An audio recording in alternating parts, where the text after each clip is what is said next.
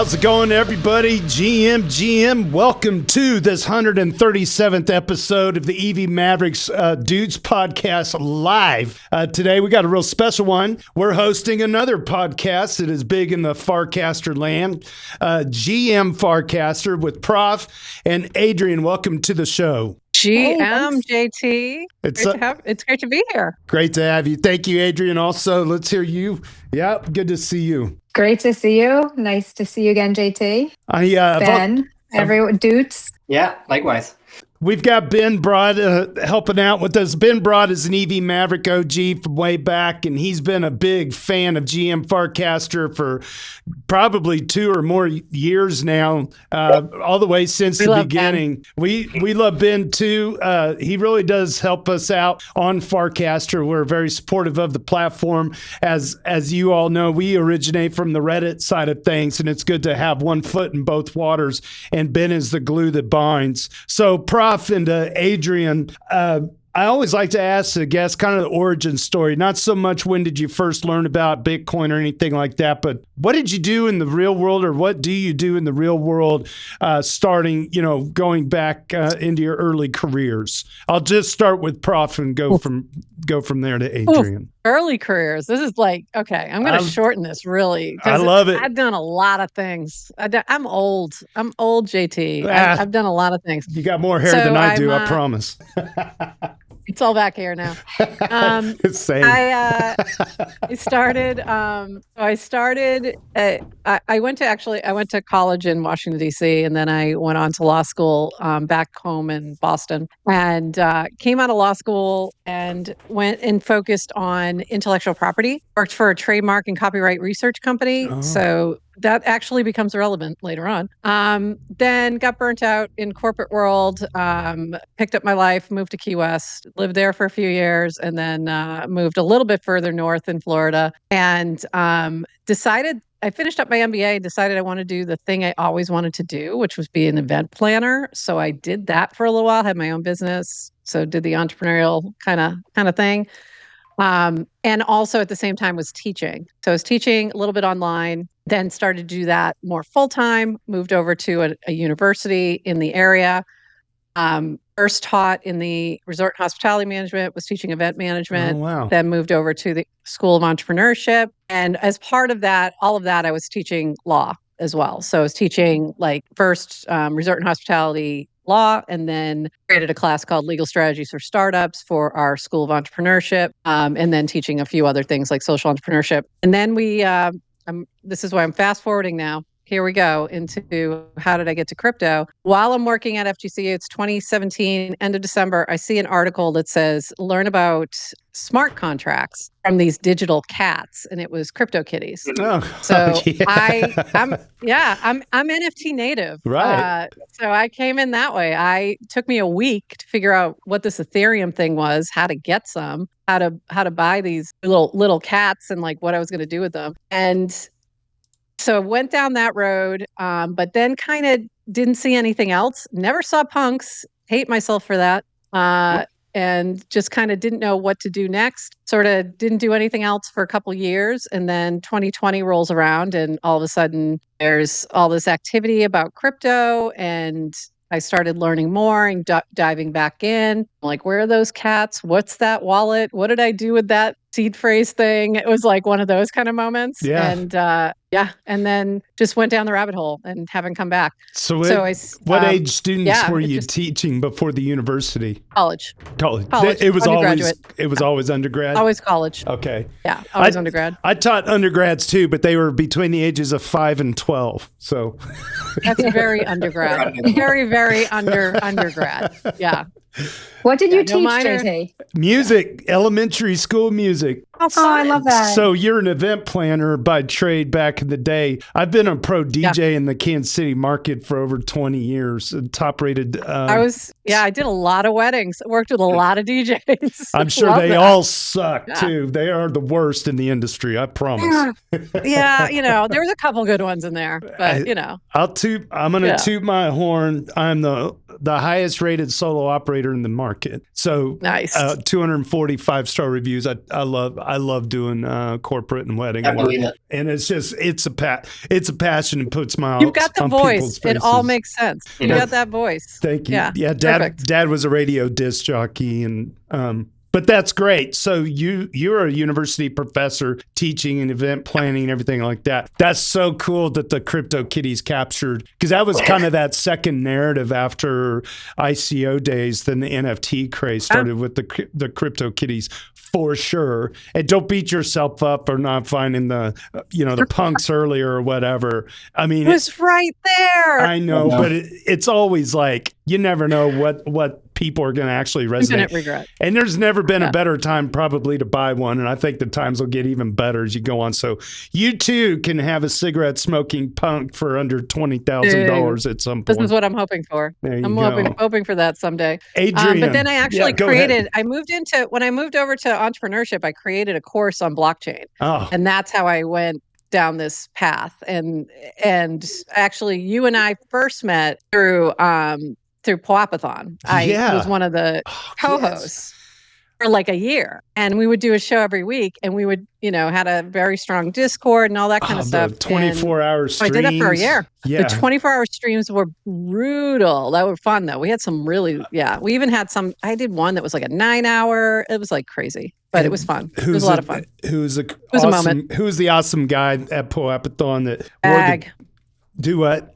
Tag started it. Do you remember Tag? I don't know if you remember him. Yes, he's the one. He had skateboarder. Tap. Not Tag. Tap. Yeah. So I got to hang out with him in East Denver. He's a lot of fun. He's a real. Yeah. He's a pretty damn big genius too. I think he does cybersecurity and kind of moved out of the space altogether. Really interesting guy. He got burned out and he pivoted. He went back. He actually created. If you've ever used Duo Mobile. Yeah. That was him. No. He created it. He was one of the founding team. Yes. Yeah. Wow. I don't doubt it. Tap. There you go. He deserves everything. Shout out to Tap. Cool guy. Yeah. Anyway, so that's kind of how we got to at least this point. Excellent. We can circle back we'll circle back when we get to the Farcaster. Okay. And Adrienne, lay it on Not us. as interesting. My favorite part about being NounishProf's co-host and co-founder is like, when you're like a founder and entrepreneur, like random things come up that we have to do. And she'd be like, oh, well, I have experience because in my former life, I was XYZ. Like she's an attorney, an event planner, a teacher. I'm like, yeah, how do you know everything? My backstory. I try something new. It's great. That usually helps. Yeah. Curiosity. All right, so I'll go back. I'm also an oldie, though I still have some hair. I went to college for environmental engineering because we didn't have the internet, so there was no information, so I didn't know what it was. And I knew I wanted to do something that was kind of technical and practical. I was like, I'll be able to get a really good job, a high-paying job when I graduate. And then by junior year, I finally took like an internship and realized what environmental engineering was. And I was like, I don't want to do this. I just, I was misguided. I was like, oh, I like the environment and I like engineering and solving hard science and math problems. But environmental engineering is just cleaning up waste. Yep. That sounds about right. And I was taking and I was like doing field trips and internships at like wastewater treatment plants. And I was like, this is not what I want to do. I need to do something. I need to be sitting at a desk. And so it says no one except me. I was like, I need a desk job.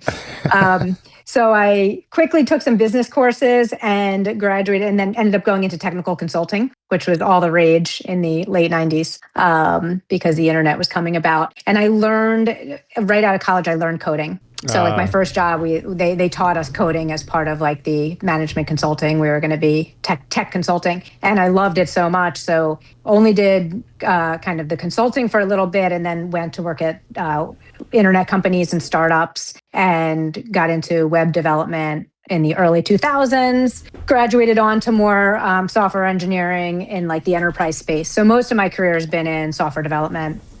Worked at, pretty much had like 2 longish stints at big public companies. One doing benefits enrollment and like the insurance HR space, and another in the learning management space. So like corporate education and whatnot. So you did get the desk job of your dreams then. I mean, that's a definite desk job. Yeah, I lived behind my desk, but it was always. But I just really liked it. It was engineering mindset, but in the digital world. So yeah, so my background's all in software. Fantastic. And then both of you met how? On Farcaster. Just like that.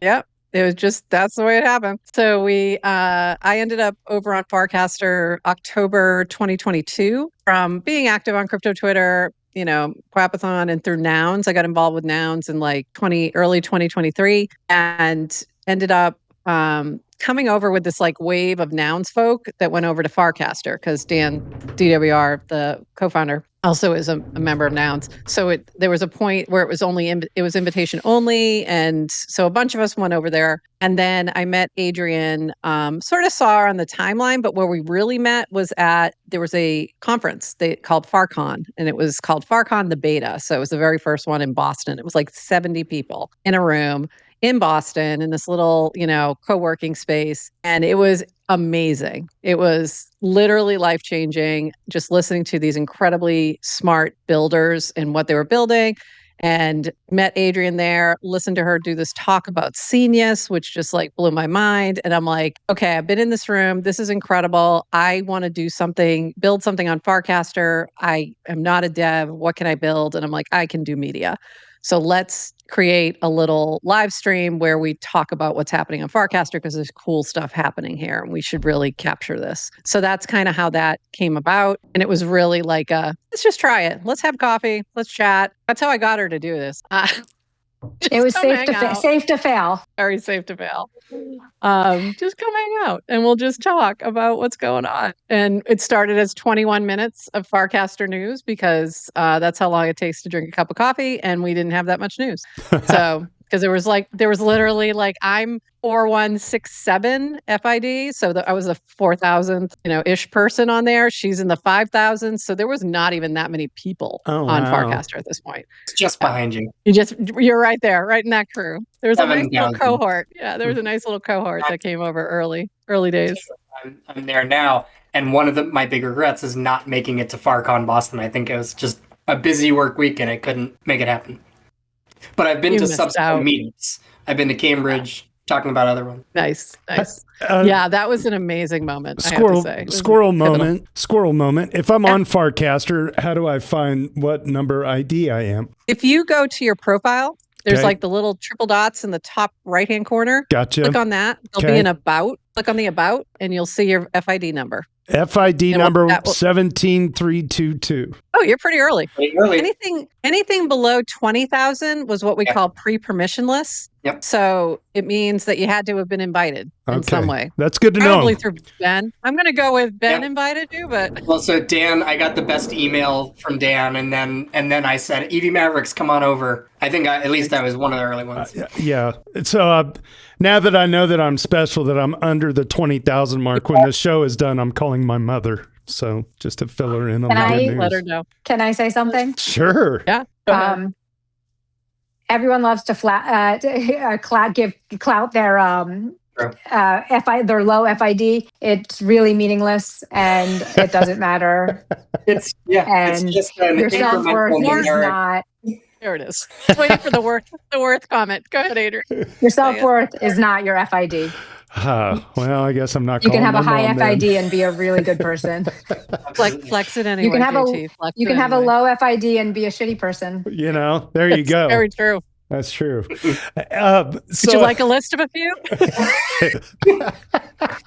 Give me a minute. Oh my gosh. So GM Farcaster, the two of you have formulated this show. Remind me again when your first episode was roughly? It was not even roughly September 13th, 2023. Okay. So you guys are getting ready to celebrate 3 years on the air. That's fantastic. We're about 2.5 in. Yeah. 2.5 years in. I think I saw your 330 some odd episodes. 333 today. We just recorded right before this. Right, yeah. Man. Well, congratulations. That's good. if you can get above. That's a lot of bonus episodes. So we've probably done closer to more than 350. But yeah, it's been a lot. That's been fun. And you guys not only cover news on Farcaster, you kind of do some outside of the box. So for those of you who are not familiar with GM Farcaster, what is your show format? So we usually start with whatever is like most in the timeline, like the things that are popping out, what's trending, what's interesting. Most of the time, that's things that are happening on Farcaster, but sometimes it's, it could be something happening on Twitter. It could be something just happening within the crypto space that's interesting and that's capturing attention. And then we'll talk about, if there's any sort of like your morning announcements, if you will, if there's updates coming from the Farcaster team, things like that. And then we move into really focusing on builders. Like, what are people building on top of Farcaster? What are they doing that's interesting to our audience, and things that we just want to highlight that we find interesting. And sometimes we also add in just crazy, fun, wild, whatever made us laugh that week. Usually gets tons included. Of Memes. I will tell you, we don't cover politics unless it is somehow part of a meme that we found funny. And that's it. Like, we went through the whole election season. Like, we really don't want to talk about this, but this was funny. Yeah, the memes are good. We tend to talk policy, if anything, because it's just we do that sometimes. It's just easy to pick on politicians and personalities, but get down to policy. I love it. Yeah. Let's go. I want to like, do you do interview segments with different guests? Who do you have like a rich list of high profile guests that you've had before that you're kind of like, hey, we've arrived. This is an awesome guest here. And do you find that sometimes once you get that ball rolling, it's kind of like priming the pump, so to speak. It's like you got to do 50 episodes to understand how the 300th episode is going to be. So let me go back to the original question. We didn't really do our first interview until like episode 38. And that first interview was Dan Romero. So the co-founder of Farcaster, who was 10 years at Coinbase and like deep, into the space. So we had him first, and then we really focused on builders within the space. But then we kind of, that expanded out to Jesse Pollock. We had him on episode 54, I think it was. Nice. Like very early Base days, probably 6 months after Base's launch, something like that. So we've had him. We've had who else have we had? We did the only episode with Dan and Varun, I think. That was live at FarCon. That's the only time I think both of them have been on the stream. Yeah, I think that's the only time they've done a podcast together. Who else have we had, Adrienne, that's been our big guests, we've had Dish from Clanker. So it's really like I'm trying to get him on the show. Linda, and from Bountycaster early on. She later went to work for Merkle, who runs Farcaster. Henry from Privy. Henry from Privy, founder of Privy. We've had a lot of founders. Excellent. Go ahead, Adrienne. Sorry. No, and a lot of the people we've talked to, it was before things would blow, like things that started on Farcaster later blow up on Twitter. Yep. So you're able to, I mean, honestly, even like Jesse doing GM Farcaster was kind of before early days from Base. But who am I thinking of? Bracky, TLDR, before Bracky went over to Twitter, kind of incubated in Farcaster. Who else comes to mind? Lawyer from Banker, who created Banker. So if you can, it's a agent that you can use on Twitter, as well as it started on Farcaster. It also has a terminal, but it's the agent that helped Grok launch DRB. So if you don't know, Grok has money, I hear. He has a wallet, and that was part of like that moment.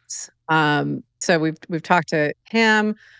Jacek, who launched DGen, we had him on like a couple weeks, after he launched it, not even, maybe a week. We had Proxy Studio on before, anonymously. One of our few anons, we had him on a week, maybe 5 days after Clanker launched. And then we had Dish on later on. We've had Dish on a couple times, who was his co-founder. And We did do, somebody asked me today, have you ever done an emergency stream? And I said, one time. We weren't planning to do a show the Monday after FarCon this past year. And then we gotta jump on because it was when the reveal happened with that proxy was actually Gabagool and that whole situation. So that was kind of a moment. Well, I got who else are we forgetting, Adrienne? I'm pulling. So we have, of our 300, like we have a playlist of all of our interviews, and I'm going through it. I'm like, oh, of course. But we recently had Chinton, who's the head of engineering at Base. We've had a Neri. We've had a Neri. Yeah. Yeah, big Base team. I think you guys have had a lot of them. That's fantastic. Before I turn it over to Ben, because I know he's got a few questions he wants to get to. For those of you that are in the audience, or for the people listening in that are not familiar at all with Farcaster, first of all, you can listen to GM Farcaster and learn a lot just about that ecosystem. But for people that are not aware of what Farcaster is, if you were to make just this comparison, generally speaking, to X or Twitter, what is the biggest, most important, distinguished aspect of Farcaster that separates it from everything else that's out there? So in order to purple pill people into it. I would say it's the builders and the open social graph. That is the most special aspect of it, meaning that you have, it's a decentralized protocol. There are multiple clients, so there's multiple ways to sort of see that feed, including the base app. The feed that's in the base app is also the same thing on Farcaster. So if you're in the base app, you're already also sort of displaying, you're casting to Farcaster as well, the Farcaster client.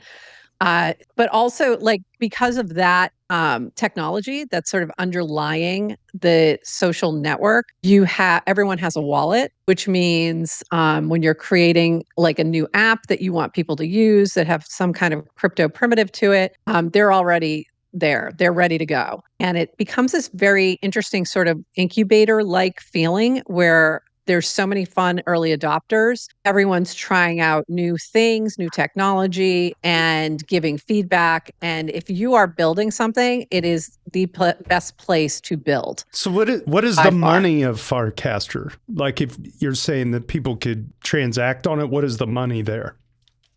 Anything. Anything on Ethereum. Anything on Ethereum. Solana and Solana. And Zillow. Or Monad. I think. Monad.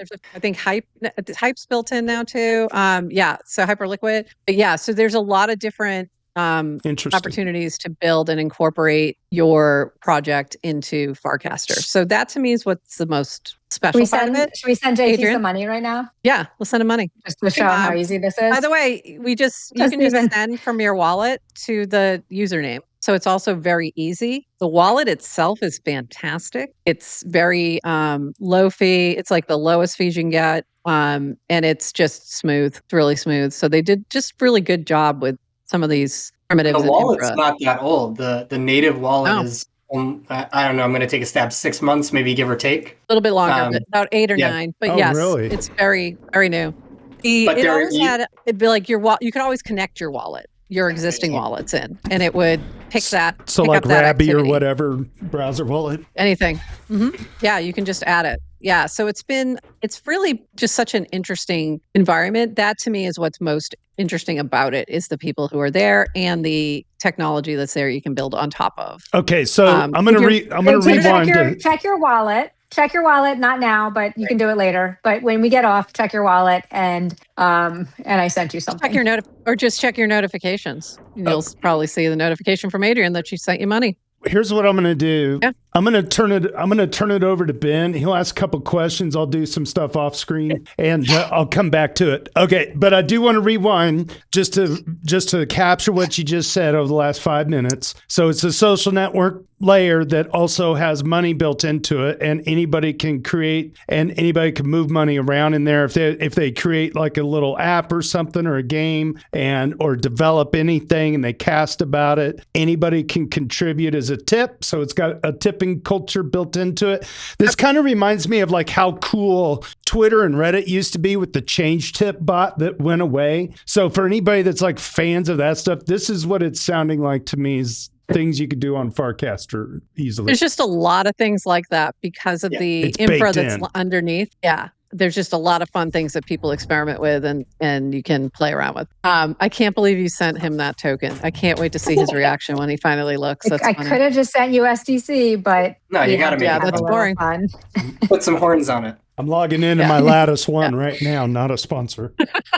It's going to be in your Farcaster account. Farcaster wallet. Back in there. Yeah, go into your Farcaster wallet. You'll see it. All right, Ben, fire away, babe. Well, I was also curious or if you wanted to recap, not just you can build on top of it and distribute on top of it, but you can also, I guess what I'm trying to say is you can read other folks' social graph data and leverage that to know who you want to build for, who might be interested, who might not, who's whitelisting becomes very easy, I guess is what I'm trying to get at. So I'm interested, did you come across that in any of your mini app builds and that sort of thing? We can talk about mini apps, but. So we haven't yet. We haven't yet specifically for some of the mini apps we're doing, though. I think we're on our mini app arc this year, so we may. But just with we have membership. We have an on-chain membership to GM Farcaster where people can kind of subscribe like a Patreon model and they get little community benefits. But because that's all on-chain, and Prof, you should probably talk about this more because I know you've done a lot of the mechanics, but how much easier it is to then kind of combine, okay, these are the people who are our memberships and they're also part of these communities because you can see what's in their wallet and then we can kind of distribute things there. I guess Cast Out was... Yeah, a lot of different things like that. And also, I think the other thing is as a user, even if you're not a builder, there's just a lot of fun experiences that happen over there that are very different than Twitter or traditional social media because it's a network.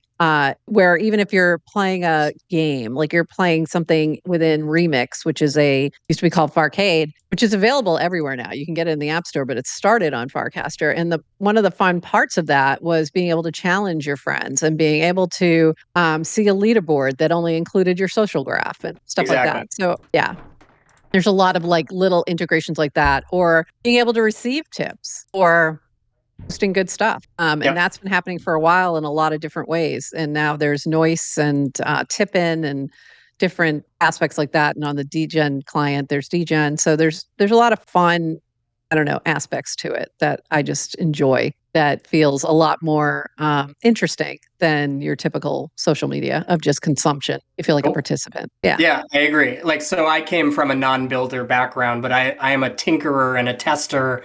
And so that allowed me to participate in a ton of experiments for the first couple of years. And then vibe coding comes along and it's like, okay, maybe I can be a bit of a builder. Yep. Not a good one, but I can still fake it. And being able to see what you can do with Farcaster is very, very powerful. Yeah. Have you tried the Naynar App Studio yet? I for a few minutes and then I got distracted, but I want to do more because my understanding is it's pretty close to one-shotting a Farcaster mini app. It's pretty close. Yeah. You can, depending on how complicated. Yes, it's really good. I'm also curious. So JT, this is something we might want to consider, or at least acknowledge and give props where props are due. Y'all have an agent, an autonomous agent that has a Farcaster account of its own, and that catalogs and indexes all of your shows and who appeared and the casts you featured and all of that. Do you want to talk about what that process was like and what Warpy, I believe is the user's name, what Warpy can do? Yes, let's give him some respect. we name him. His name is Warpy. Early on, I remember thinking we started creating this library of content and we were talking about everything that's happening on Farcaster. We recorded all of our shows. They were all, the podcast, we sent them through RSS. They're all on chain as NFTs. And Farcaster was moving so fast and it was such an early product. And the team was small and lean. No one was documenting the history of Farcaster, but all of us felt like we were part of it. So we would get a ton of feedback online of people just kind of giving us credit for being the time capsule of history. It was GM Farcaster is a time capsule of history of everything happening on Farcaster, except all of that content was stored in these heavy ass recordings that were hard to search. You couldn't search them. So This was in late 2024 was like the agent meta. And if you remember, Ethernet was like a massive agent, by the way. I think we have Martin on our show before he did Twitter streams? Yep. But there were, it was like agents were taking over the timeline. And so I had this idea of can we feed an agent all of our written transcripts? And then all of a sudden you can kind of then interact with your content in a way you can't if you just have like a series of recorded videos on YouTube or in our collection. So I told you I have a background in software engineering. What I didn't tell you is for the last 15 years, I've been entirely in people management and haven't written a line of code. And I said 15 years, it's probably closer to 20. And had no idea I was so jealous of everyone building agents, had no idea what I was doing. And someone on Farcaster was kind enough to jump on the phone with me and kind of mentor me. And was like, by the way, with code generation now, and it was still even early of like LLM code gen, but it was like, it's actually, you'll be able to do it. And he walked me through it, he said it would take 2 days. It's probably closer to 2 weeks. But was able to figure out how to generate transcripts from all of our recordings, feed it into a database that a bot would have access to, and then kind of spin up a Farcaster account then that you can tag and it would answer you. So if you want to try it out, you just tag the bot at his username's Warpy,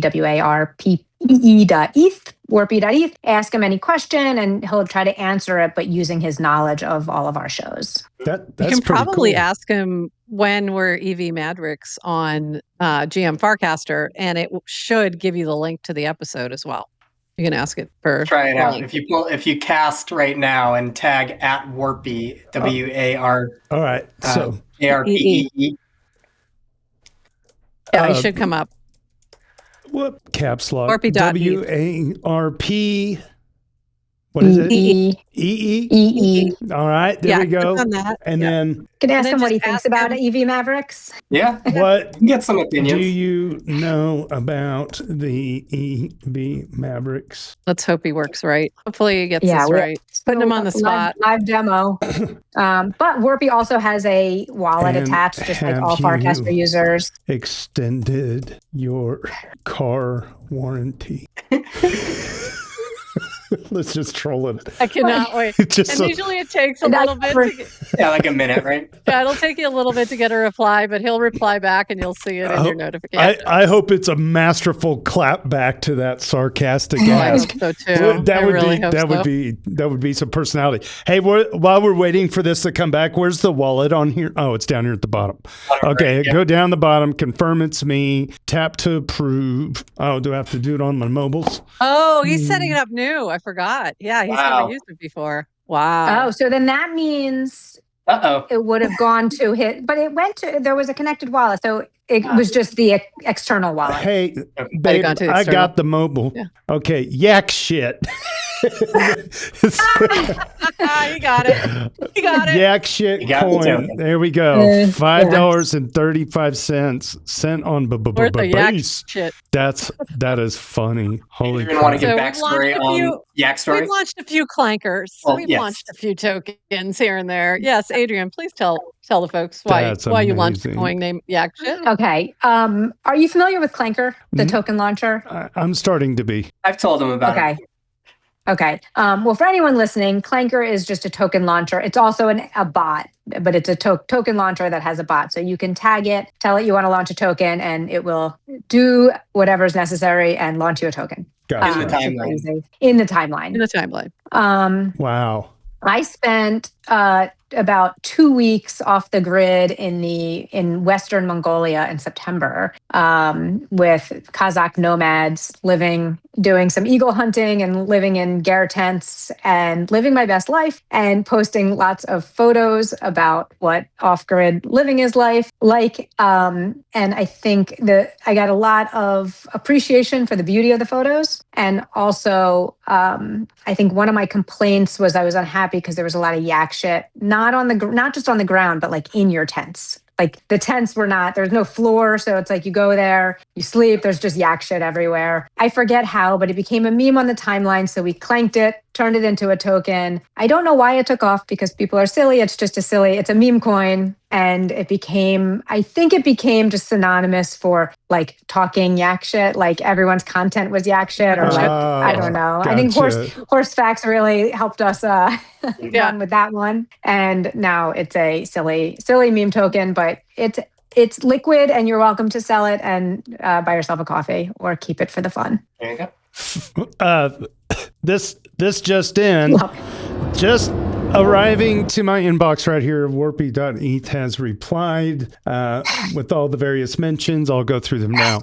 A quick summary about EV Mavericks from our shows. EV Mavericks is a community reported as a DAO that grew out of early crypto subreddits. Think ETH Trader and ETH Finance. With a backstory the hosts call crazy and a white paper the show read through. JT narrates the origin story on the stream. They also sponsored GM Farcaster and appear as guests. The host confirmed it has always been a DAO when asked, have I extended my car warranty? The bot replies, nope. I'm a librarian bot and haven't extended any car warranty. There's no mention of car warranties in our transcripts. And it has the sources episode 265 and 263 that were, so we were on that. We were on one of those calls. This bot. This is really good. Bot. Yeah. You did good. I'm going to open up these. There it is. Thank you for that. Yep. You found our media kit. That was when we were there. That was July 10th, 2025, just under a year ago. And Amazing. So 263, probably talked July to 7th. Probably talking about you. Okay. Yeah, I probably said you're coming up. Yeah. That's funny. The next week or whatever. Excellent. Yeah. Ha. That's really neat. Good bot. It did very well good. on that one. I'm always a little nervous on the live demo, but that was good. Great job on that. I have a 1999 Ford Taurus. Wow. I will give you, if you promise to extend that car warranty. Thanks. Tag Warpy again. Sometimes the bots need a bonus tag when you reply. No, if you reply, Warpy doesn't need to be tagged. But if you don't ask it a question, it'll ignore like that, it'll ignore you. Oh. Which is probably sometimes people. That's what it is. People were tagging the bot to talk about it, and then it was always trained to respond. And I call this the TED feature because TED was like getting annoyed, like, stop, these bots are so annoying. And I said, remember when Keckers got a car? And get into a loop? They get into a loop, yes. Bots would reply to each other, so that's had to be, like, several times in the last couple of years. The builders have had to, like, shut up their bots and say, don't reply to that bot. It's pretty good. Because they'll just go on an infinite loop. Because they and as a builder, I can tell you, questions. It's expensive. Early on, I remember you check the logs every now and then, you see how your bot's doing. And within a few weeks, I remember waking up, checking the logs, and just seeing my bot in an infinite loop, and just like, oh, you're spending all my credits. Why are you doing this?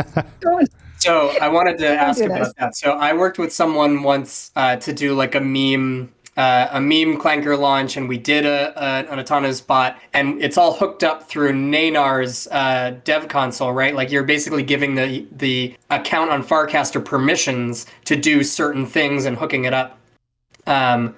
So I had a question to go with that.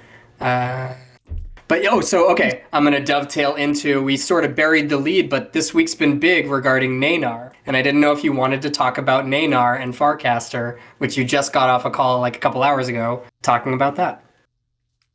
Yeah, so Naynar, which has been a builder infra on top of Farcaster. So it's sort of the thing that's powering all these mini apps, a lot of these bots, a lot of the notifications that you see, sort of like what's happening in the background. They have now acquired Farcaster. So the Farcaster team, Merkle Manufactory, is going to go on to do their own thing. So they split off Farcaster, and it's been acquired by Naynar. Naynar is Rish and Manan, and so about a team of, I think he said 20. I think that was the number he said. building in the background. And they're now going to also take over Clanker, and Dish, who's the co-founder of Clanker, has joined them, along with, I think, one or two others who are going to be joining as well. And so it was some big news. Big shift. Very, the initial statement by Rish was very builder focused, like bringing it back to sort of the initial vibe of focusing on builders, focusing on that kind of a community where you're have these amazing people to try the things you're building and all of that. But also Nanar just recently has added a couple really cool features. One is the Nanar AI bot, similar to Warpy, but no offense, Adrienne, much smarter, much broader scope. Similar to Grok. Can we say similar to Grok? Similar to Grok. God. Yeah. Sorry, Adrienne. Don't compare. Right. Don't compare. Yeah. You know, Warpy? She's called Warpy dumb many times. Warpy is only doing one thing. He's not a general purpose bot. Yeah. And he's not very smart. The Nanar AI is very similar to Grok. That's a good way to put it, with a Farcaster focus. So it knows more about Farcaster than Grok would, for example. So there's that. But then there's also a mini app studio that they just launched, I don't even know, maybe 6 weeks ago, something like that, opened up.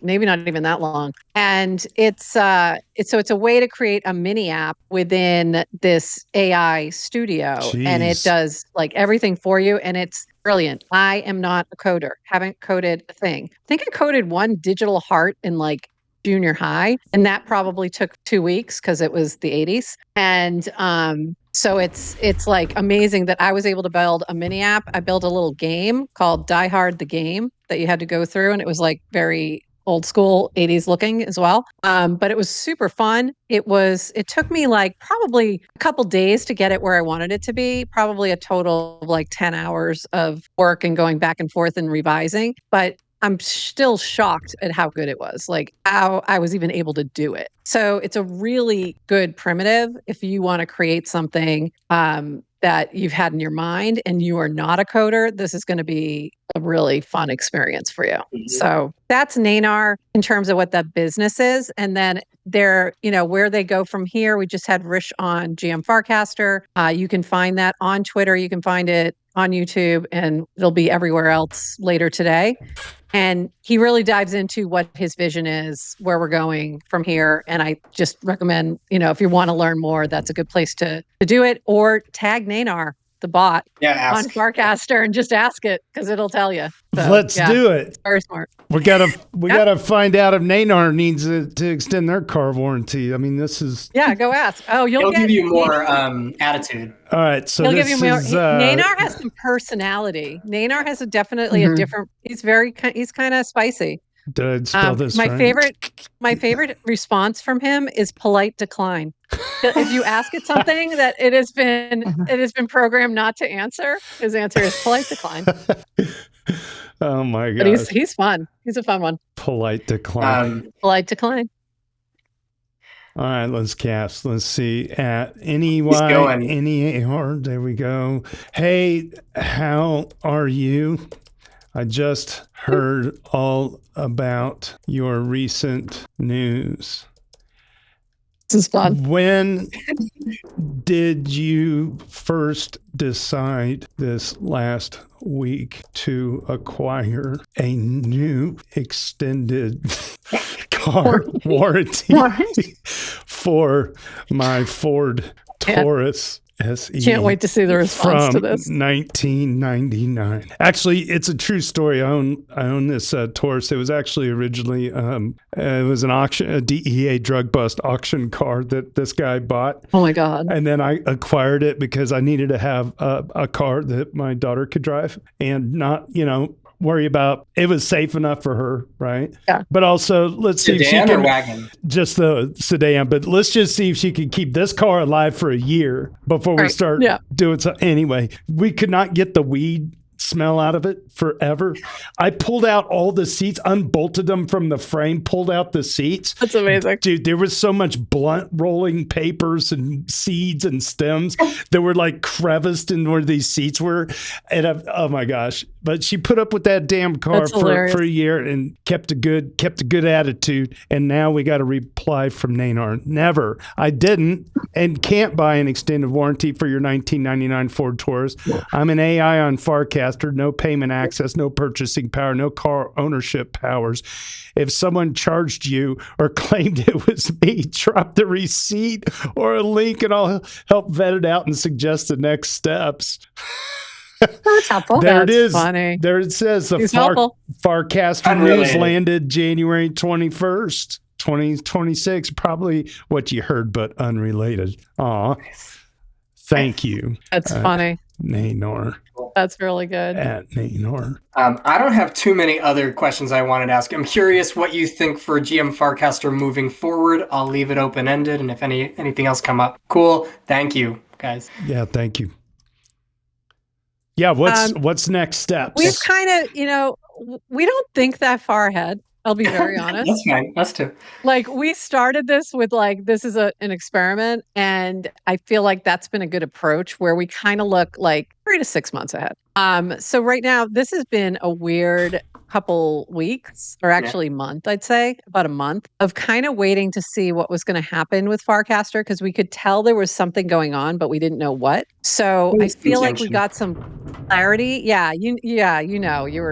So we got some clarity the past couple days, and I feel like now it's more like wait and see what happens next. But we'll just keep going, reporting on what people are building. Right now, it feels exciting. The other thing, I'm ready for my mini app arc. I want to try and build like a new mini app every month and play around. Maybe every other month might be probably more realistic. And Adrienne's been doing like a lot on those lines as well. So I don't know what are your thoughts on that question, Adrienne? Yeah, really hard to look far into the future. And I don't think we ever have. It's like, we love Farcaster. We did GM Farcaster because we loved the Farcaster. I really like what we're hearing from Rish in terms of builder focus. And we really enjoy talking about Farcaster. I think the show just works. Never in a million years would I have guessed this is what I would end up spending my time on. And and it's just we're able to do it because there's so much exciting things happening with a builder focus. So it's kind of keep doing that. And I really do like the exploring all the things kind of you can do in media today that you couldn't have done a few years ago, whether that's like with the various bots and mini apps. And some of these are, some of them are only on Farcaster, some of them are just enabled by AI. But the mini apps, the bots, experimenting with like different auctions and kind of like how do you monetize media? Like it's an interesting design space to experiment in. And so it's just keep going, I guess. Cool. And I think our next sort of look forward is helping others do some of these things, like putting that together as a service. Cool. Of, you want a bot for your podcast, or you want, something, a mini app for your project, like talking about how we might be able to either consult or build it depending on the level of assistance needed. So that'll be like another area that we'll probably do more of this year. Yeah, lean into a little bit of that. Yeah, exactly. Lean into helping other builders build, or folks from completely outside of the ecosystem who might have an interest and want a presence, and helping them figure out what that looks like. That's a good angle, is try to find people outside the space, bring them in every now and then. And that when Farcaster just kind of runs and people are happier to use it because of whatever reasons, but then you've also got the wallet. And that really does open up a lot of doors. I'm kind of spitballing here live on this, but there's really GM Farcaster and the EV Mavericks Doots podcast are running in parallel on 2 different rails. Yeah. I would love to coordinate show notes and share with you guests that we have and vice versa, because I feel like if we can give our guests a 2-for-1, it's like you're going to get 2 podcasts to interview on. That's much more attractive, especially if the timing works out to where they can do, 10 a.m. with you guys and 2 in the afternoon with us. They could do 2 podcasts same day in very similar communities. I think that bodes well Because I don't know what you guys do, but we don't advertise. We don't have any sponsorship at all. And we did sponsor their podcast. Yeah, they sponsored us. that is true. That was with some grant money. We love you. Yeah. We love that. Yeah, well, what I'm saying is we're not sponsored by, BetterHelp or whatever standard, no, we're not either. TradFi sponsorship. So yeah, anything we can do to kind of like collectively attract bigger guests and give them a 2-for-1. I know that if I knew I could block out 2 hours and knock out in one email 2 different shows rather than trying to chase down the sausage in a million different directions, that's kind of helpful to like slipstream into the messaging. We're always helpful. We're always like, when we have folks that we think might be a good fit, we're happy to like send them your way. If there's somebody you're trying to reach that we maybe have contact with that you think would be an interesting guest, happy to do those introductions. Like, I think I totally agree. Like, getting more visibility for those who are building on Farcaster is part of what we are always trying to do. So, Ben, you know where to reach us if we can help with that.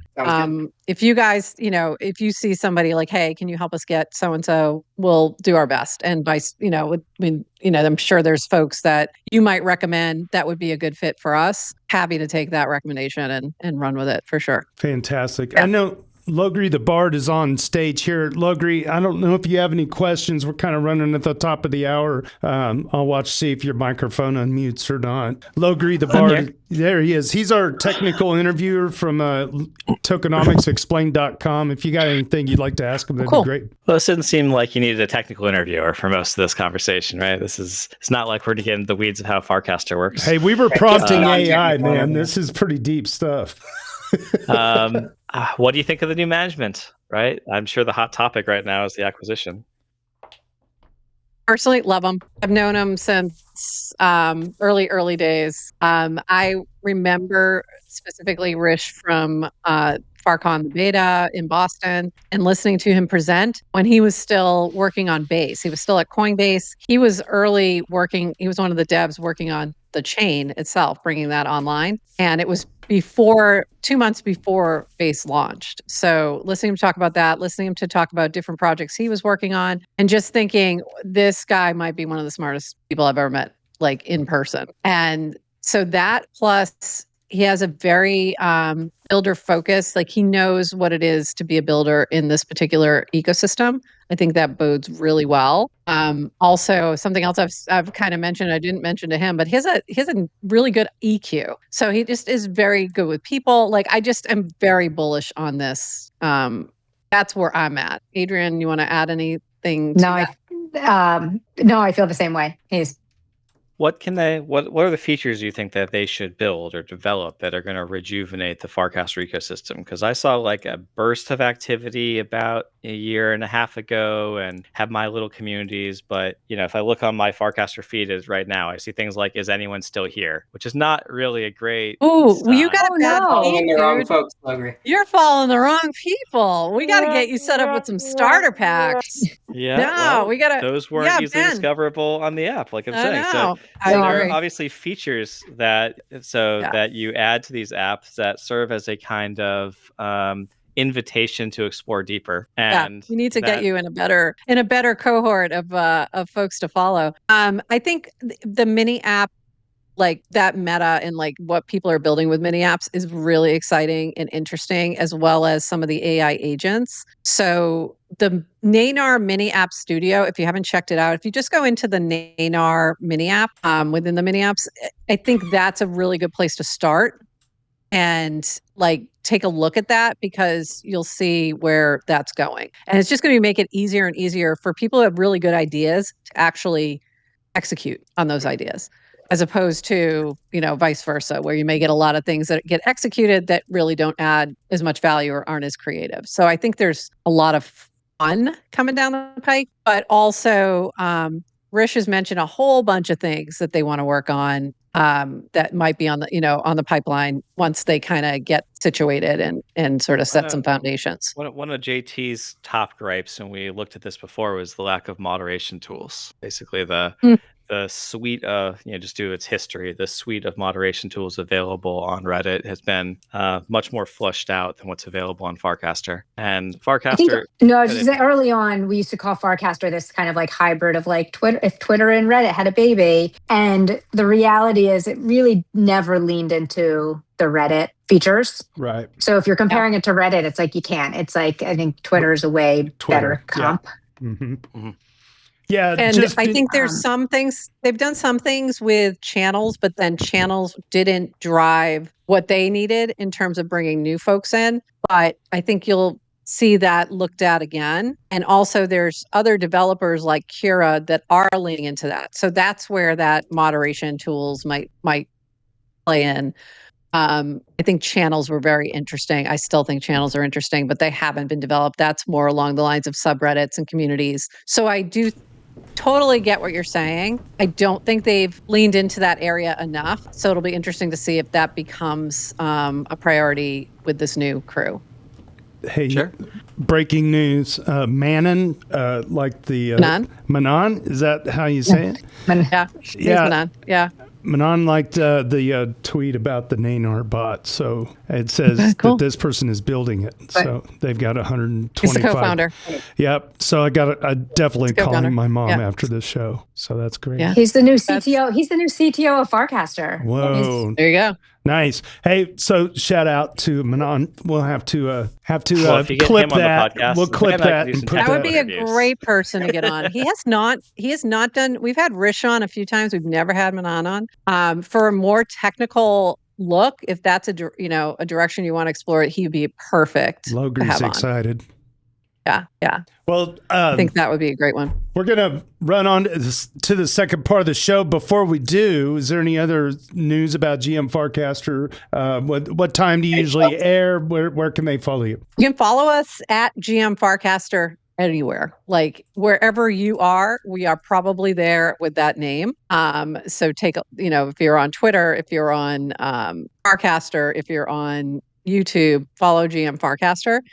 And we are on Monday, Wednesdays, Fridays, usually, occasionally, schedule change. And usually we're either on at 11:30 a.m. or 8:30 a.m. Eastern. And it kind of varies from day to day and who we have on as guests to accommodate their time zone. But that's where you'll find it. But our recordings are everywhere. YouTube, Spotify, Apple, wherever you get your podcast, just search GM Farcaster and you'll find us. Awesome. Well, thanks so much, ladies, for stopping by. And you don't have to go anywhere if you don't want to. But the next part of the show, I read Reddit, so you don't have to. We've got our weekly Doots session of the show. It's 10 greatest hits from last week. If you guys want to hang out, otherwise you could just do a big old Irish goodbye. Is that what you call it? Is that your tagline? I read Reddit, so you don't have to. Well, that's what I wrote. I say it a lot. Yeah.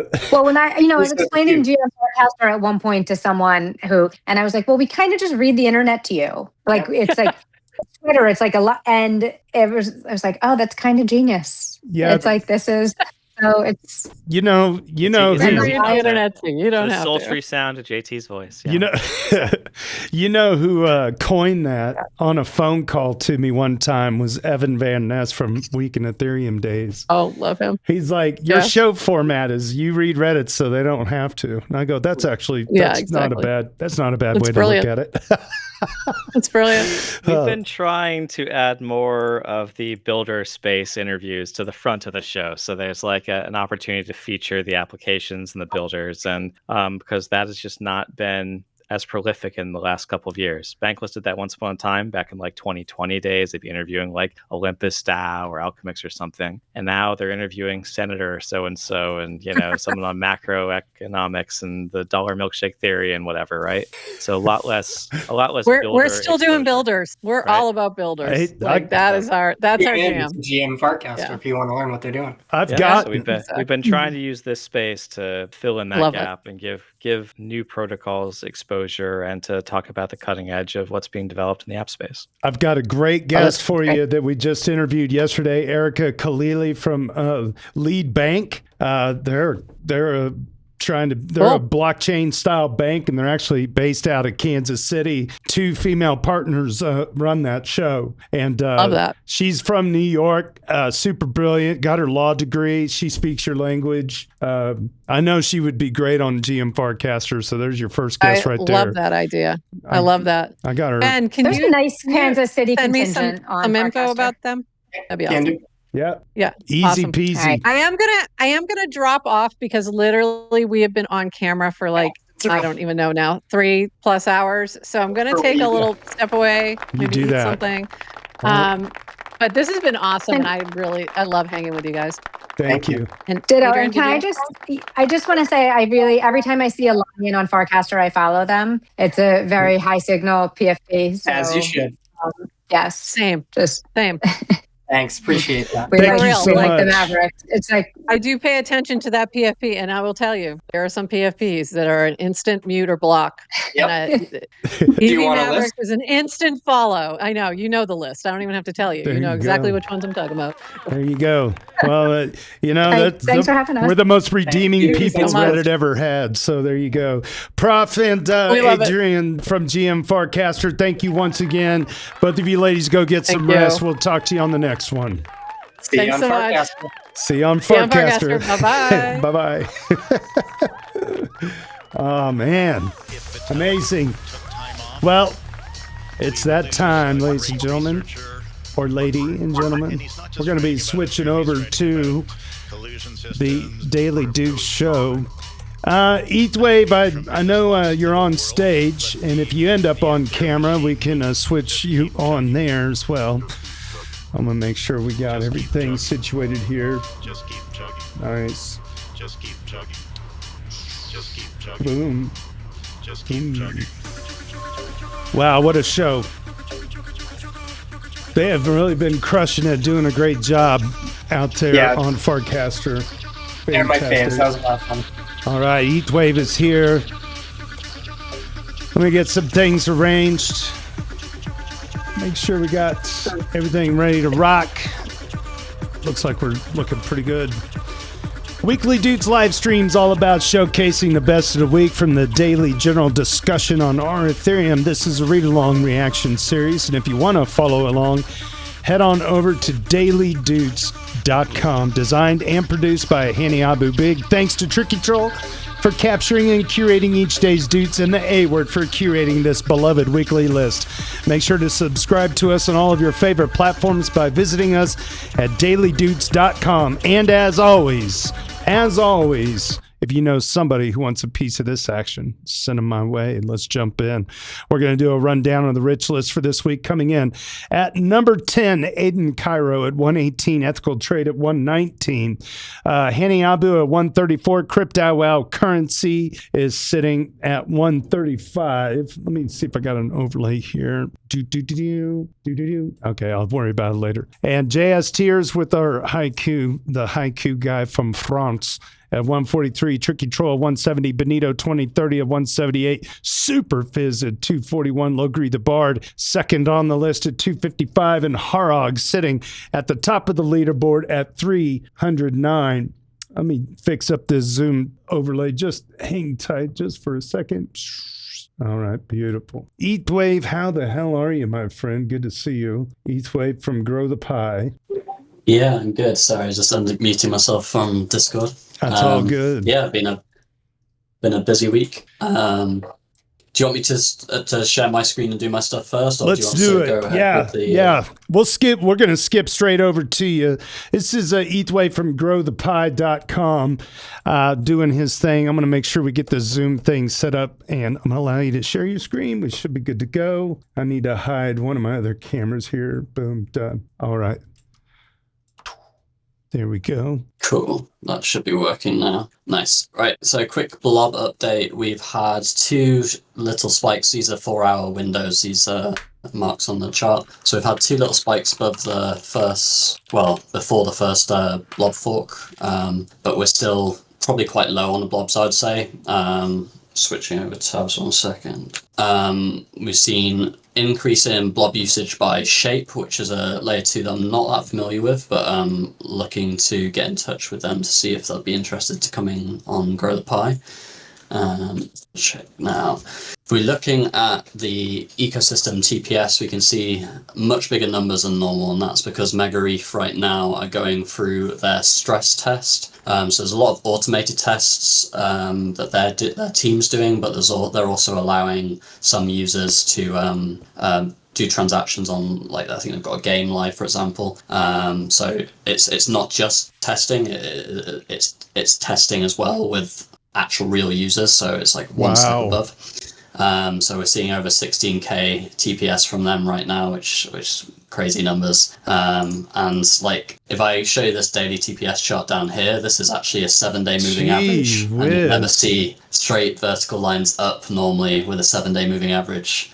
So yeah, good to see. Good God, and I think these numbers are going to get much, much bigger. Bit of lag there. So yeah, you can see the impact of Megareef on both transaction count and throughput. Speaking of a stress test, it's been a bit of a stress test for our backend guys. We've been trying to keep up with all this data, so I actually think our throughput data might be a little bit behind, but we're backfilling it. So yeah, hopefully in the next week or so we'll be up to scratch with all that. Looking at Ethereum weekly engagements, so these are active addresses for the entire week across the whole ecosystem. So we're not double counting if an address is active on 1 or 2 layer 2s or across layers from layer 1 or layer 2. We're seeing an increase in layer 1 active addresses, which is nice to see, but we are sort of seeing plateauing of the layer 2 active addresses, and I'm hoping once we see Megareef go live properly, that'll give us a boost there, but I'm also wanting some of the other layer 2s to increase that as well. We might be missing some from user ops, which is something we're looking at onboarding in the near future. So those two things combined, hopefully we'll see this chart going in the right direction again. Quickly just touching on Hyperliquid. As you know, Arbitrum has a bridge to Hyperliquid, and once Hyperliquid made their own stablecoin, a lot of people presumed that the bridge on Arbitrum would just go to 0 because everyone would want to use their native stablecoin, and that's just been so untrue. Like 4 billion has been bridged to Hyperliquid through Arbitrum, and that's like over 90% of all the stable coins that are on Hyperliquid.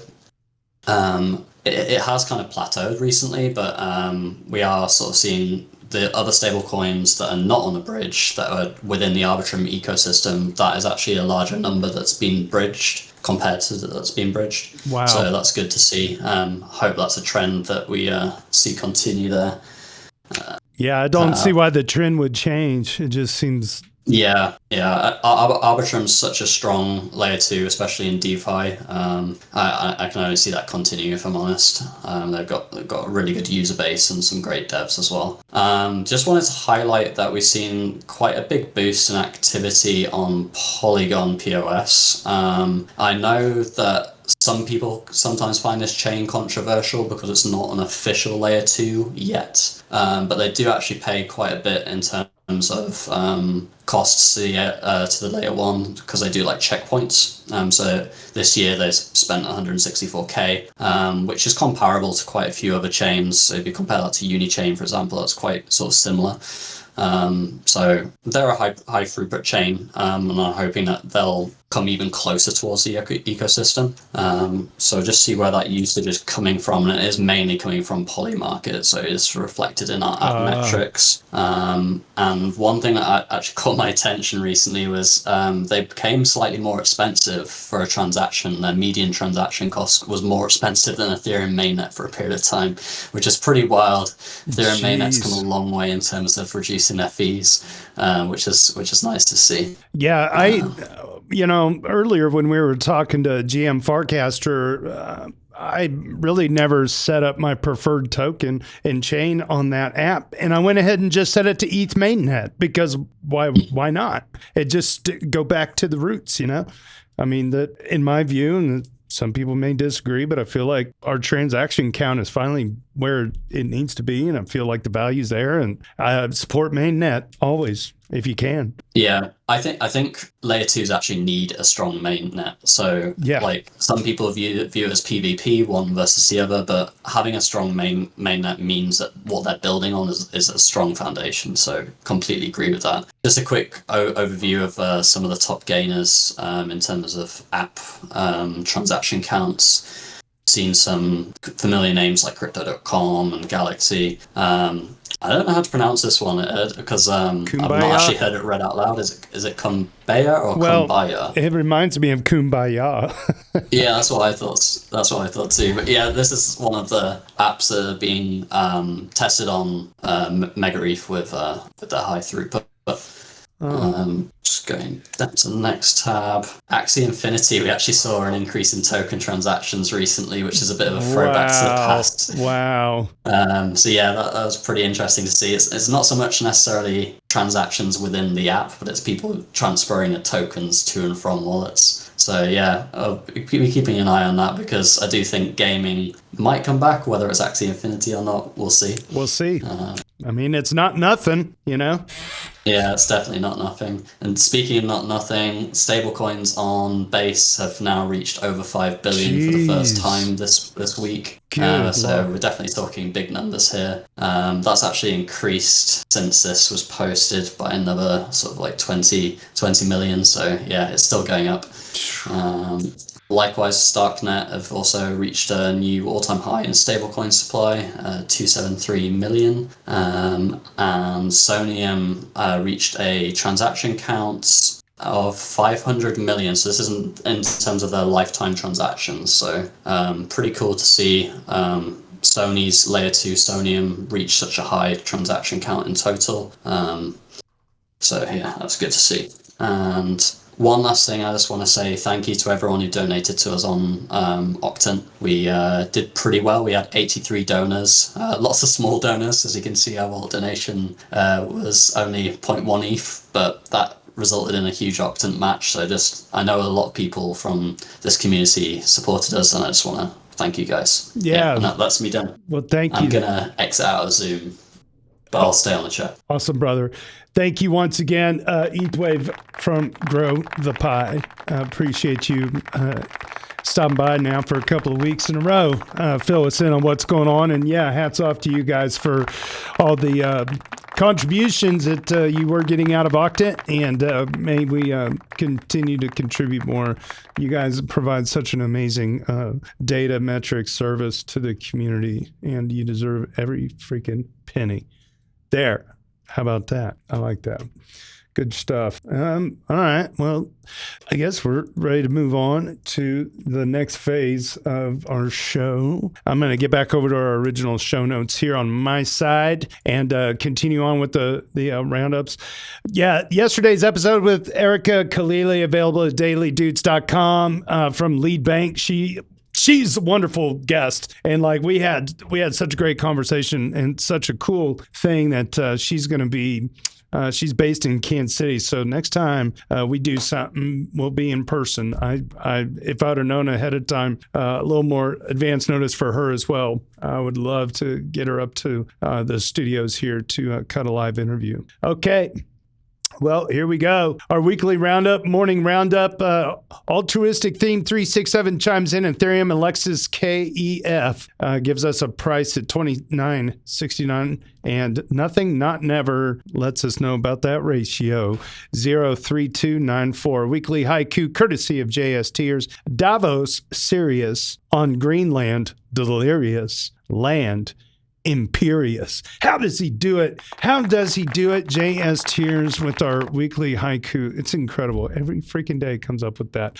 Fellow moderator, AB Kothup has ethereal news, ethereal.news if you want to stop by. Headlines this week read NYSE tokenized securities platform. Naynar's the new steward of Farcaster. We knew that. And the Glamsterdam upgrade considered for inclusion scope is finalized. You can find ethereal.news. You can subscribe to it. This is the 8th issue. This is a a rebirth of Week in Ethereum news, if you remember that. That's where AB was at before, and now starting ethereal.news. So if you want to contribute to those efforts, at least get subscribed and go from there. All kinds of headlines through the week. Very good. Our shit post of the week, also by fellow moderator Edmund Edgar. Edmund Edgar is let me open up. I got to get the Doots number here. Oh, I got to go to old Reddit to get this. I got to fix something real quick. Hang tight. I'll get this figured out. Got to change my preferences a little bit here so I can not use new Reddit, because new Reddit sucks. There you go. All right, close enough. Here we go. Bing, bada bong, bing, bong. Edmund Edgar, Duder number 45, our shit post of the week. You know that Milton Friedman quote, if you put the federal government in charge of the Sahara Desert, in 5 years, there'd be a shortage of sand. Well, the Japanese government put itself in charge of agriculture, and now Japan, of all places, has a shortage of rice. Man, that's a pretty good shitpost, I have to say. Very nice job, Edmund Edgar. Okay, here we go. Moving on down. User Harog, this is our top duder of the entire world, shares an analysis from ETH Panda Ops on how higher blob count affects attestations and timing games. ETH Panda Ops did a great analysis of high blob counts and attestation rates to the blocks by validators. The max blob count increased to 21 per block with the BPO2 fork on January 7th. ETH Panda Ops looked at how high blob counts influence the correct head attestation of validators. The head attestation is the vote by a validator which states that what the newest block is of the chain that the validator sees. I'm going to read that one more time. The head attestation is the vote by a validator which states what the newest block is of the chain that the validator sees. If a block takes longer to propagate through the network, then it might not reach the validator in time to make a correct head vote. ETH Panda Ops found a clear decrease of correct head votes the more blobs there are per block. That does not sound good, but then they analyzed it further and looked at the block proposers. Some of them play timing games, which means they delay the publication of a block to increase the MEV capture. These timing games have less time for the published block and blobs to propagate through the network.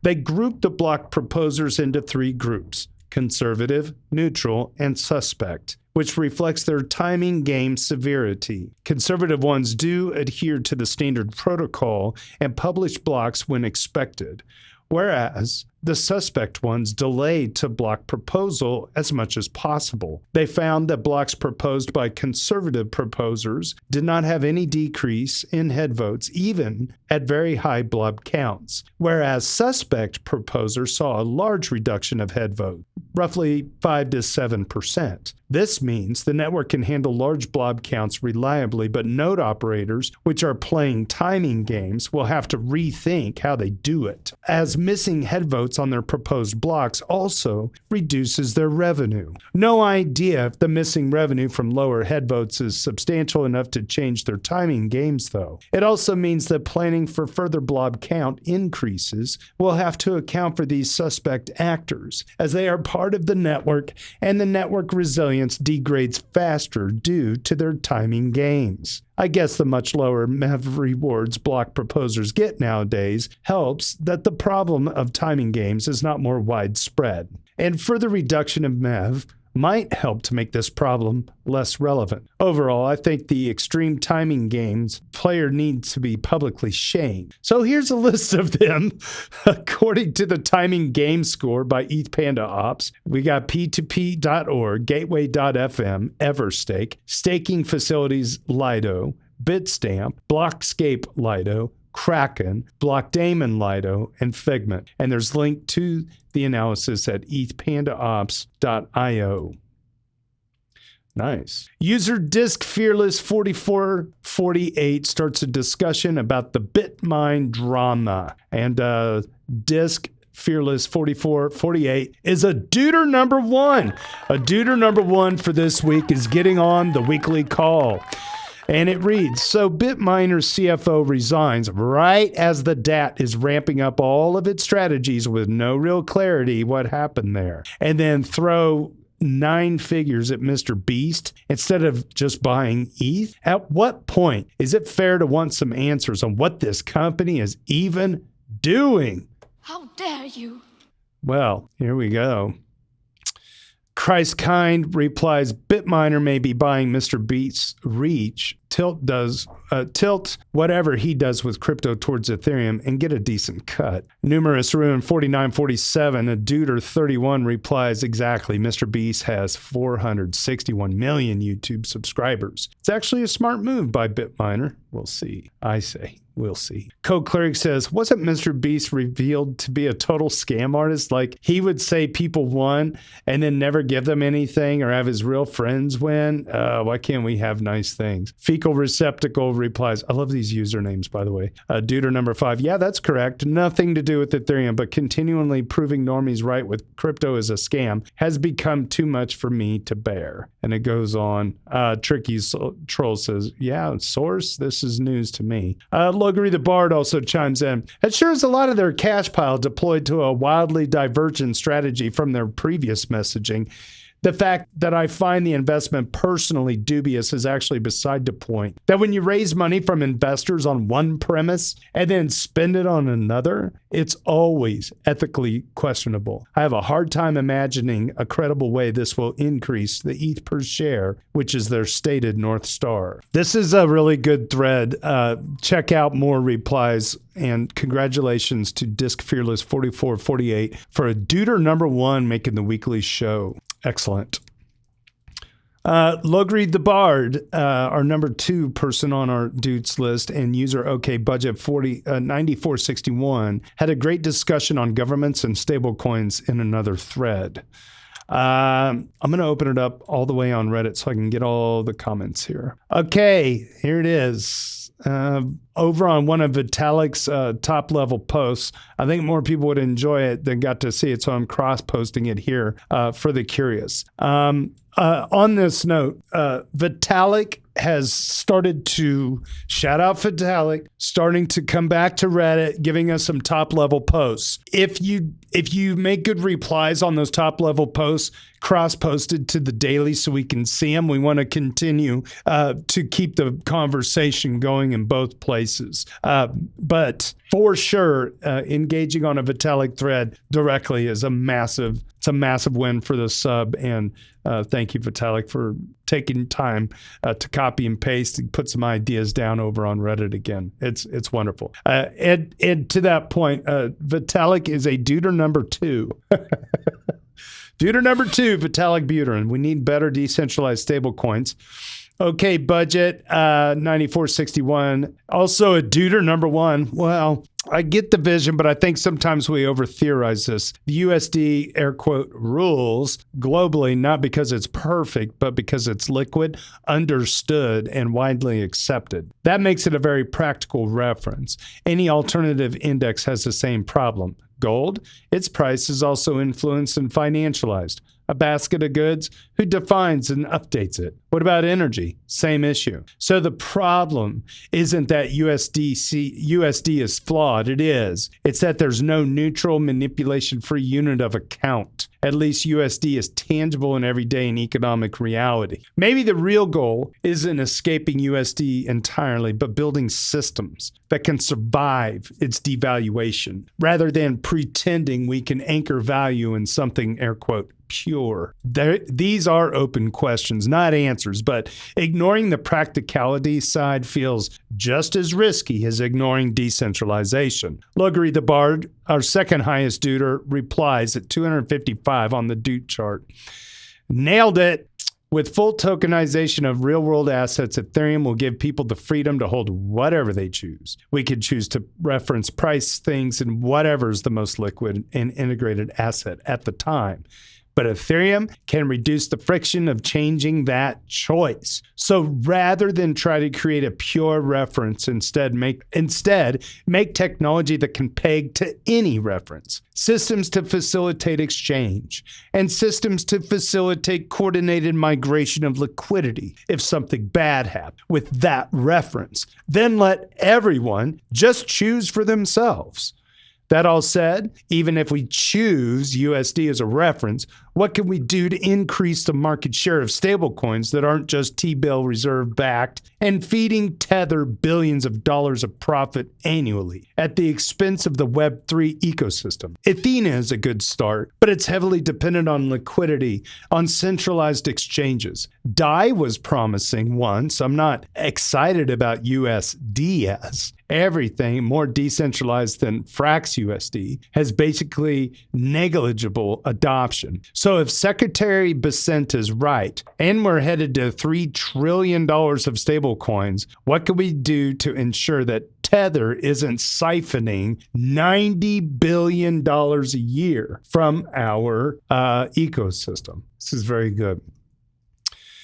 Okay, Budget 9461 replies, well, I think this is where theory and human behavior quietly diverge. On paper, flexible references, real-world assets, and the ability to migrate liquidity between anchors makes total sense. From a systems perspective, that's probably the correct long-term direction. But in practice, most people are deeply distrustful, and for good reason. They don't want abstractions, optionality, or future guarantees. They want something tangible, legible, and boring, something they already understand. USD isn't dominant because people believe in it philosophically. It's dominant because you could touch its effects in everyday life. Prices, salary, rent, debt. It goes on and on.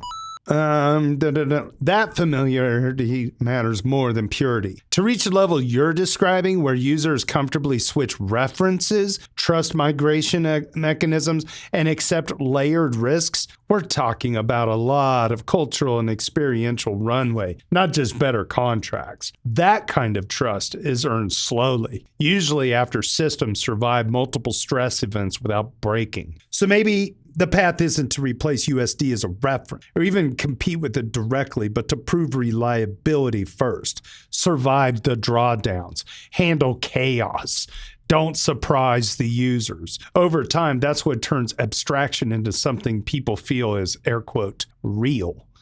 Until then, most users will choose the thing that feels concrete over the thing that is theoretically superior, not because they're wrong, but because money is all about confidence before it's about design. And they go on from there. This is a really engaging thread. It's on the front page of Reddit. It's a Vitalik Buterin post, LogrisTheBard and OK Budget 9461. This dude number one has showed up and is having this fantastic conversation with LogrisTheBard. You can catch that on the front page of our Ethereum by Vitalik Buterin. Follow user vbuterin, dude number 2.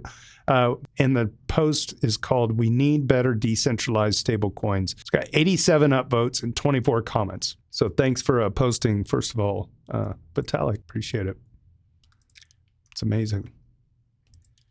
Tricky Troll talks privacy and sharing a reply to Vitalik's most recent post. There we go. Another Vitalik post. Tricky writes, below is my response to Vitalik's latest post in the sub about privacy. I think there's a general lack of understanding for a lot of people who aren't deep in the privacy space about just how many levels of protection one needs down the tech stack, from on-chain to Web 2 to the operating system level software, and then even hardware itself. Depending on your threat model, if you don't have one of these secured, then your privacy is very, very likely compromised in some way. I think a lot of people, upon realizing that, just take on a defeatist attitude. Since it takes more than just Tornado Cash, smart contracts, or privacy-focused layer 2s like Aztec to maintain one's full privacy. But despite being a long road, it's absolutely possible. And I think the Ethereum Foundation and your own refocusing on privacy, Vitalik, is a much-needed call to action to tackle it once and for all. The tech is here. We just have to build it, make it relatively intuitive, and make sure users know it is there if they ever need it. I think the most important thing about privacy is not necessarily making sure it is used by all by default. It would be nice, but making sure it is accessible to all if they need it. After all, most people under authoritarian governments don't have something to hide, so much as they wake up one day and they find the government suddenly says something normally benign about them now makes them an enemy of the state. Therefore, it's important that they have secure, private, alternative technologies to fall back on to keep their lives going until they can get to safety. Personally, I think the hardware and operating system level software side of things is most at risk from snooping authoritarian governments in the long run. I'm gonna put a pin in this comment here. I think we got to worry about these democratically elected governments just as much. Just saying.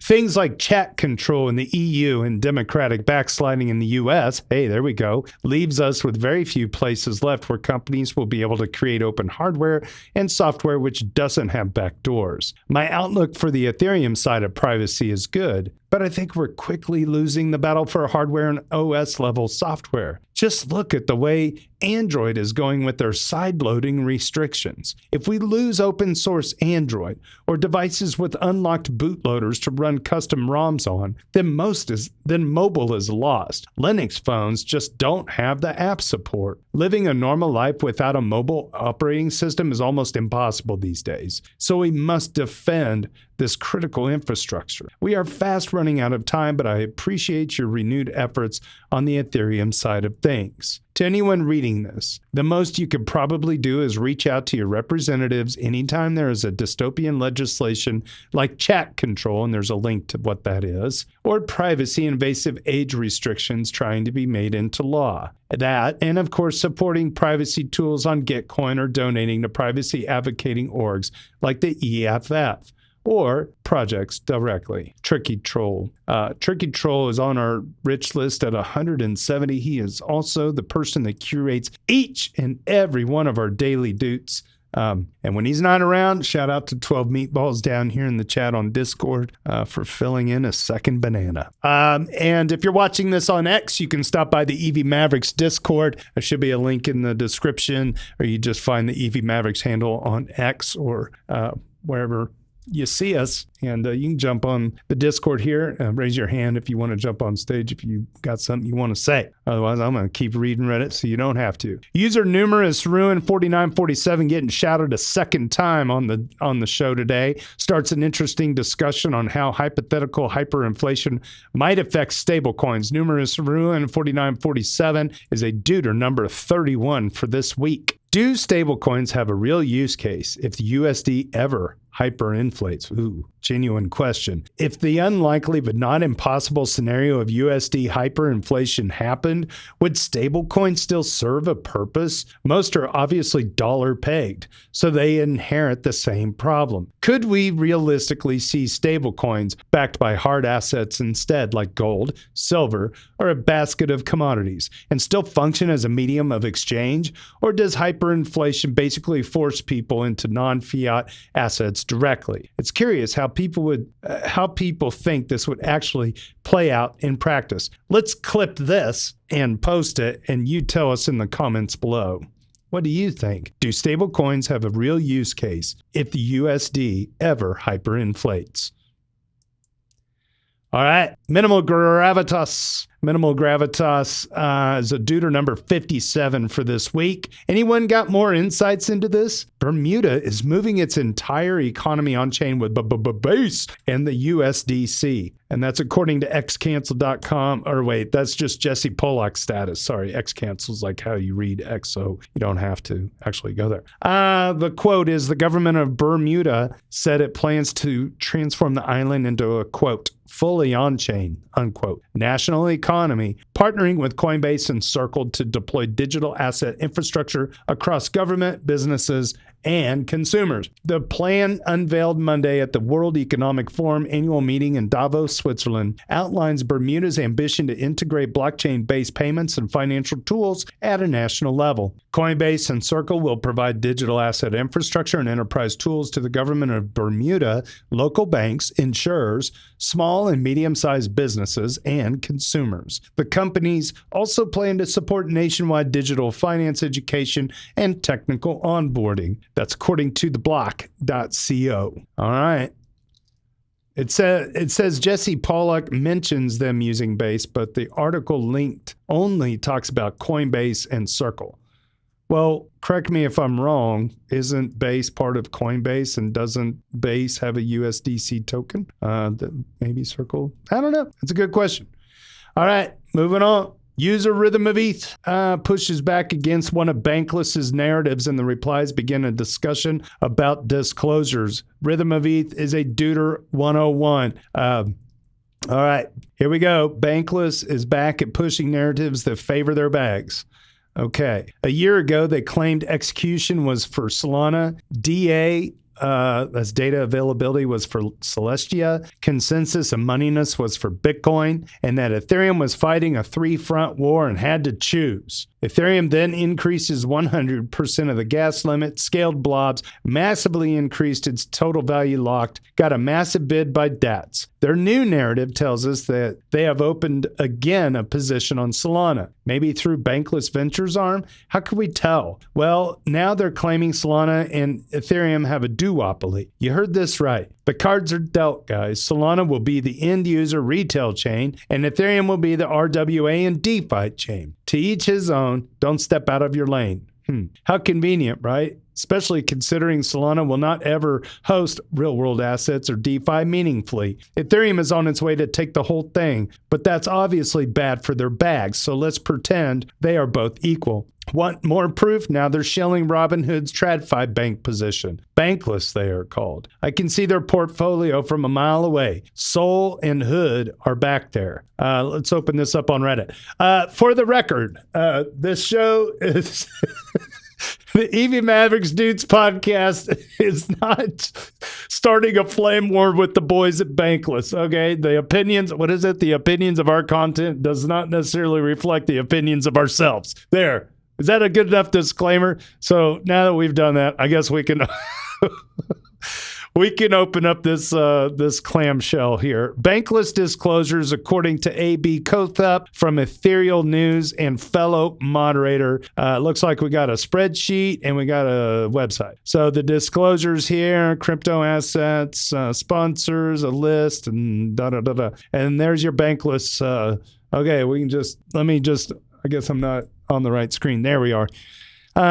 Looks like Ryan Sean Adams, material assets, ETH and BTC. I don't see Solana in there. A plethora of VC things, advisory, David Hoffman, BTC, ETH, AICC, Coin, which is, I guess, Coinbase and Hood, Talos, but I don't see any Solana here. Looks like you got to go down the list. Josh Kale has Solana.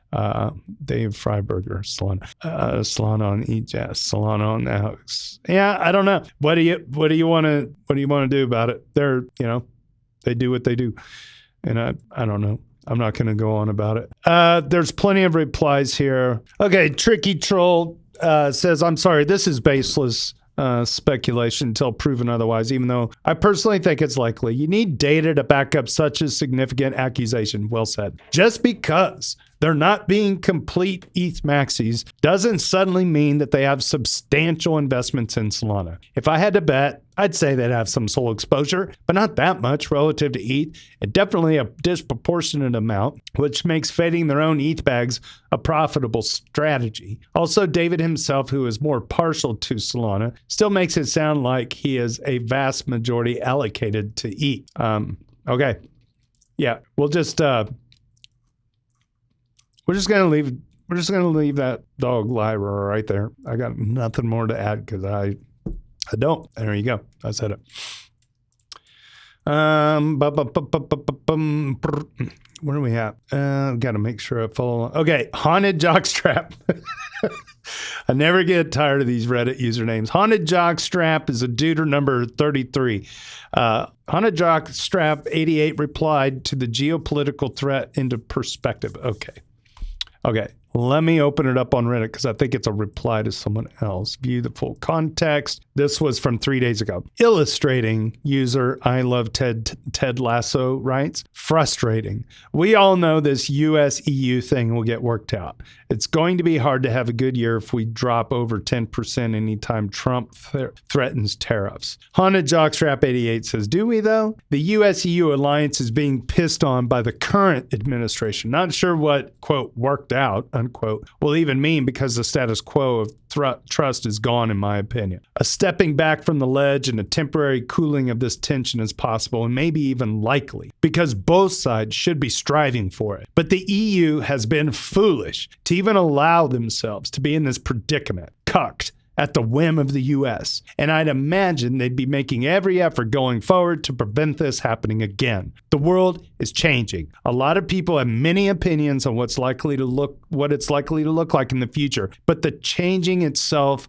seems to be inevitable. NATO was formed in 1949. A president of the United States is publicly considering tearing down that geopolitical order that most people haven't been alive in a world without. That affects war and peace, obviously, but also trade, markets, and society. You're saying it like it's obvious that the U.S. and its NATO allies will work this out because it's been previously unthinkable that they wouldn't. But it's also been previously unthinkable that the United States would publicly be considering using military force on a country like Denmark. The fact that it's even being discussed, that it has been uttered in public, represents a change in the possible outcomes that I honestly haven't considered before he said it. If it happens, it isn't a romp in South America toppling despots. It's not a special military operation or just another year in the Middle East sandbox. No offense to people who are personally affected by the events I'm referencing. It'll be the turning of a wheel. I usually don't get political here, so I apologize. I'll put it in ETH terms. A market-wide black swan, the worst since at least 2008. You and I cannot even sit here and predict the second and third order effects to economies and markets if this happens, in my opinion. Now, mods, you can delete my comment if it goes too far. Tricky says, delete it. I'm going to do it. I've been following geopolitics and defense closely since Russia invaded Ukraine, and this is well put, and does well to emphasize just how much of its own soft power the U.S. is losing playing these stupid games, as well as just how century-defining it would be if the U.S. proceeded to go through with the threats. I still think it is unlikely for numerous reasons, but primarily the lack of peak leaks of plans, orders, or evidence of military buildup in the area. Yeah, I'm going to refrain from commenting on this. It's a little political, but I understand the sentiment. That was a couple days ago, and now we're not going to be invading Denmark. So there you go. Iterad Astra. I got so many colorful things I could say about all that, but I want to end the show. I want to have a good rest of my day. Iterad Astra wonders how many newcomers are even still here and gets too many good replies to doot them all. Ooh. Hey, this sounds like a great way to end the show. Shout out to the A-word for putting this on the list. All right, Iterad Astra, has anybody done any research on how many people that got into crypto, mainly in 2021, but also earlier, have completely given up and sold everything at a loss? How could I answer this question? I will say it this way. I don't know a hell of a lot of people that have held through 3 bear markets. I look back at old chats with old friends, and some of them have just completely dropped off the radar. No longer interested. Even a few normies that were just kind of like during the ICO days, kind of that 2017-ish time. There were, I feel like there were people in the real world that were kind of like doing a little speculative that, man, they could not handle the swings, and they got out, right? But 2021, what was this? This was post-ICO, post-NFTs. This is kind of late DAO stages. I mean, God, I can't believe how many years have gone. But what I will say is I feel like there's some OGs that I've met are like, yeah, I'm diversifying out of this shit. Like, they're just kind of weary from it. And I think this is kind of par for the course for the industry. This is like the .com. It was kind of that after the .com bubble burst, right? Where the internet was new and exciting and web domains were all the rage and they were swapping web domains around. But it took another 10 years for like products to come online. And now I feel like Ethereum is in this moment of early days Amazon, early days, NVIDIA or whatever product or service. Like, we're going to see some things get built now that the institutions are here, that are just quietly going to start taking on and ramping up this technology in a meaningful way. And it's just going to be, there's going to be a lament about 10 years from now for people that are like, oh, you're lucky. You just got in early. Shit. You know how hard it is to hold? Like, it's so, you get so fucking, God, I just dropped the F-bomb. You just get so battle fatigued, you don't care anymore, in a way. It's weird. It's like strange. Like, I was just thinking about this today. We just blinked our eyes. Now we have proof of stake. We got scaling. The transaction throughputs are crazy. The massive amount of money that's being converted to stable coins, even with like all this geopolitical stuff going on. Like, if the world just gets a second to breathe again, you're going to, people, I think the market is just going to, I don't know. We're in the good old days. Everybody says, back in the good old, we're in the good old days. You just got to freaking commit and stick, stake and stack or whatever stupid way you want to tell your brain.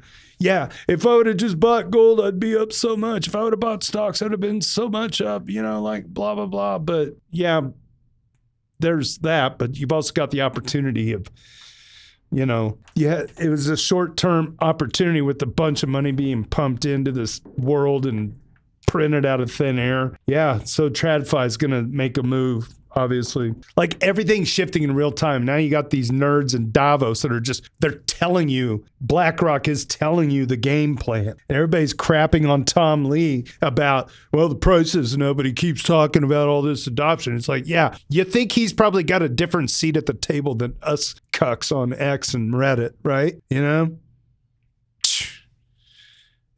I'm looking back, it's 2026. When I'm sitting in front of a stupid fire pit talking about things in 2016 and 17, it was all of these things. Like, what if this is the thing, right? And we're hovering around $3,000. But guess what? We're hovering around $3,000 for so long. At some point, the supply and the sellers get exhausted.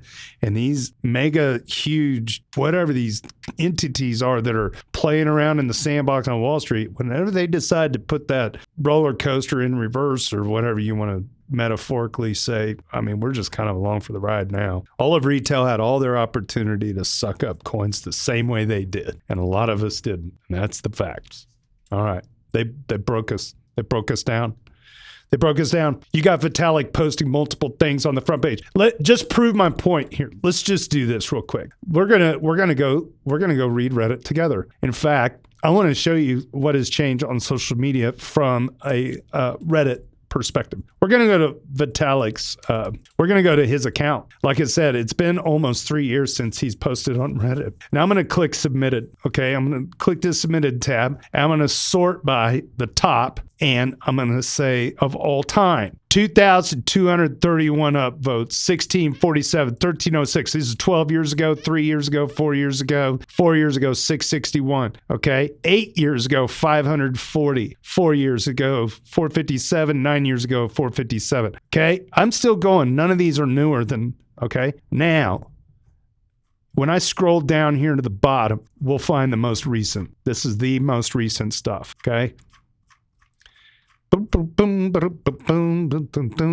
Right? Now, there's some of these that are even older from 11 years ago that only had like 25 upvotes. Do you understand why? How long has Ethereum been around? Okay. So these don't even really count, but these ones that are like 9 years ago, okay, 7 years ago, 4 years ago, that's when the train was leaving the station. Now we get down here to the bottom. Okay, so he has some that are even older than Ethereum itself. Okay. And then we've got, let me do it this way. We'll do his newest ones first. Now you got an idea of what the front page Reddit used to look like.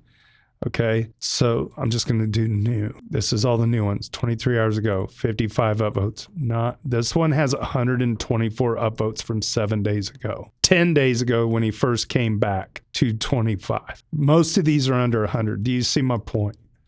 Right? Retail got left behind. Okay.